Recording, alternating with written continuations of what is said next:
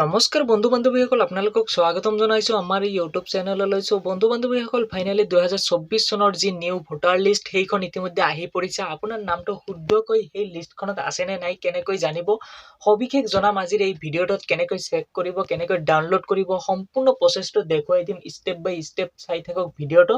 পোনপ্ৰথমতে আপুনি আপোনাৰ মোবাইল ফোনৰ যিকোনো এটা ব্ৰাউজাৰ ওপেন কৰি ল'ব। মই গুগল ব্ৰাউজাৰটো ওপেন কৰি লৈছো। ওপেন কৰাৰ পিছতে সাৰ্চ বাৰত সাৰ্চ কৰি দিব ceoassam.nic.in। সাৰ্চ কৰাৰ লগে লগে পোনপ্ৰথমতে যিটো সাইট খোল খাব, চিফ ইলেক্টৰেল অফিচাৰ আসাম, সেইটোত ক্লিক কৰি দিব। সাৰ্চ কৰাৰ লগে লগে আন এখন নতুন পেজ খোল খাব আৰু অলপমান স্ক্ৰল ডাউন কৰিলে ইয়াতে দেখিব পাৰিব PDF ইলেক্টৰেল ৰলছ, সেইটোত ক্লিক কৰি দিব। ক্লিক কৰাৰ লগে লগে আন এখন নতুন পেজ খোল খাব আৰু ইয়াতে দেখিব পাৰিছে PDF electoral rolls for the year 2024 আৰু এটা আছে PDF electoral rolls for the year 2023।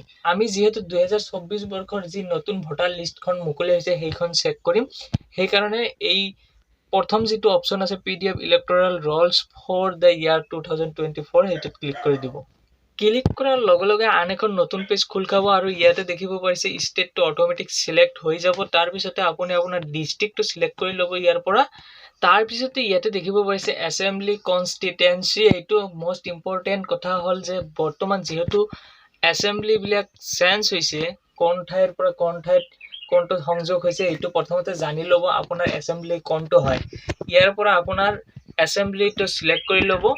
Click কৰাৰ পিছতে তলত দেখিব পাৰিছে চিলেক্ট লেংগুৱেজ, সেইটোত ক্লিক কৰি দিব। ক্লিক কৰাৰ পিছতে ASM, এইটো অৰ্থাৎ এছামিজ, সেইটো চিলেক্ট কৰি ল'ব। তাৰপিছতে ইয়াতে দেখিব পাৰিছে এটা কেপচা কোড, এইটো ইয়াতে বহুৱাই দিব। কেপচা কোডটো ফিল কৰাৰ পিছতেই তলত দেখিব পাৰিব পাৰ্ট ডিটেইলছ, ড্ৰাফ্ট ৰোল, গোটেইবিলাক ইয়াতে শ্ব' কৰিব। সেই এছেম্বলিত যিমানবিলাক পলিং ষ্টেচন আছে সেইবিলাক গোটেইখিনি স্কুলৰ নাম বা পঞ্চায়তৰ নাম সেইবিলাক ইয়াতে শ্ব' কৰিব।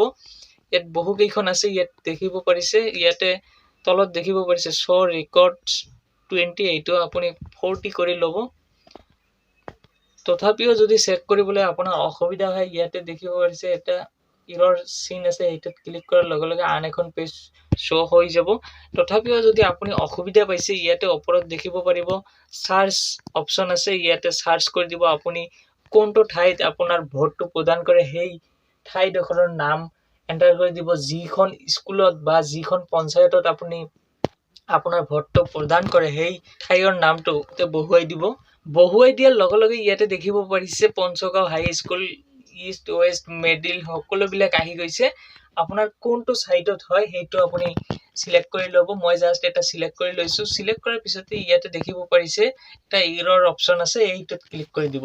তাৰপিছতে ইয়াতে দেখিব পাৰিছে ডাউনলোড এগেইন, সেয়ে তাতে ক্লিক কৰি দিব। ক্লিক কৰাৰ লগে লগে আপোনাৰ সেই PDF খন ডাউনলোড আকাৰত আপোনাৰ মোবাইলত ছেভ হৈ যাব।